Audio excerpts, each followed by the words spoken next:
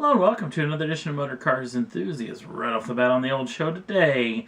You may remember several shows ago we talked about Virgin Galactic and Land Rover hooking up to give a free trip to space. Or at least, suborbital space aboard one of the Virgin Galactic little aircrafts that Richard Branson and his team has put together. Well, in that meantime, they had a tragic accident with one of these aircrafts that you may have already heard about, where one of these vehicles crashed to the ground, killing all the folks on board. At least this was in a first round of test flights, and actually just the crew was actually the ones that actually perished in the crash.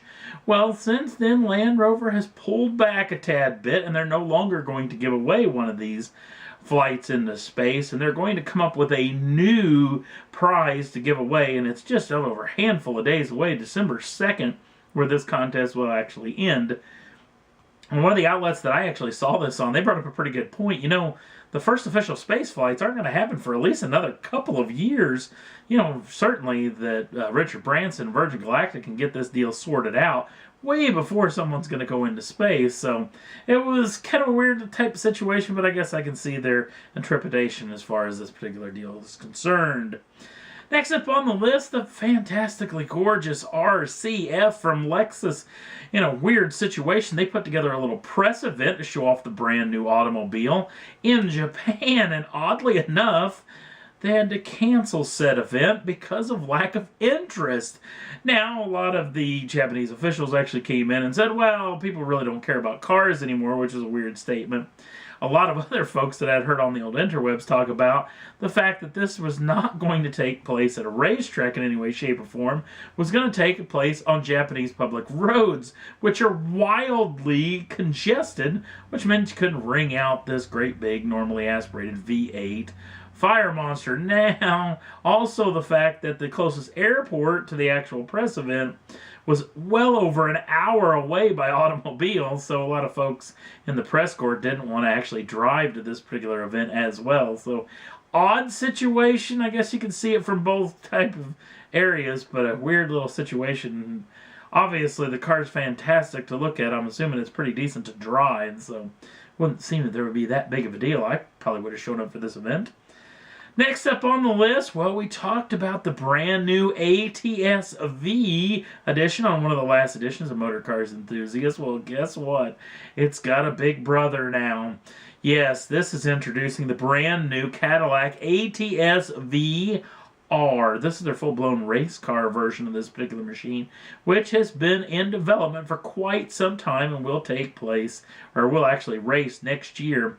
This is kind of somewhat of a GT3 platform. Will race in Pirelli World Challenge Series events here in the United States. Now, it's going to kill off that 3.6-liter twin-turbocharged V6 in favor of a normally aspirated 6.2-liter V8, putting out 600 brake horsepower. So, pretty neat piece of kit. Cannot wait to see this racing machine in action. The old ATS-V has done them quite well. They have had quite a few victories in that particular machine over the past several years. So, I'm sure they won't miss a step with this particular machine. And last up on the list, well, the actual taping of this particular program, the last event for the year for the 2014 World Rally Championship took place, and Volkswagen did it again in commanding fashion, especially when you look at the Manufacturers' Championship, where they got over 370 points in the Manufacturers' point standings. That was 200 more points than any other team in the championship. To say that they dominated was an understatement. But the last event of the year, in fact, the last power stage, thankfully I got to watch live on the old, MAV TV here in the United States. It's kind of an on-again, off-again World Rally channel here in the U.S. But they were on again, at least this week, as they preempted to show the last power stage. And it was nice to see a final run for a great competitor, and that is Mikko Hirvonen. Mikko Hirvonen, who actually came out in 2002, has been rallying for over 13 years in the WRC. The 34-year-old Finland native actually came up with Subaru. He switched over to Ford, went over to Citroen, and then back to Ford. In fact, this past couple of years when he went back to M Sport Ford, I thought these are going to be the times. This was when he was the quickest, when he was back in that Ford Focus. I thought he was really going to put it to him, and he was probably one of the only competitors for Sebastian Loeb over the past several years. Well, Mr. Hervin thinks, you know what, the time has come to actually hang up the old helmet. He's got 2 young boys that he wants to watch grow up for a time, and he's not 100% sure if he'll be completely out of racing for a long time or completely out of rallying. May come out for a handful of events. But I tell you what, in 13 years, he had a pretty spectacular career. He never won a championship, but in those years, he ran 163 rallies, won 260 stage wins, had 69 podium finishes, and 15 wins altogether. And in fact, the day of the taping of this program, he finished second, a podium finish, another podium finish in his illustrious career, only 39 seconds, just touch over 39 seconds out of the lead from the eventual winner and champion, Sebastian Ogier. So all of us here at Motor Cars Enthusiasts wish Mr. Hervinen a very, very prosperous and fantastic retirement.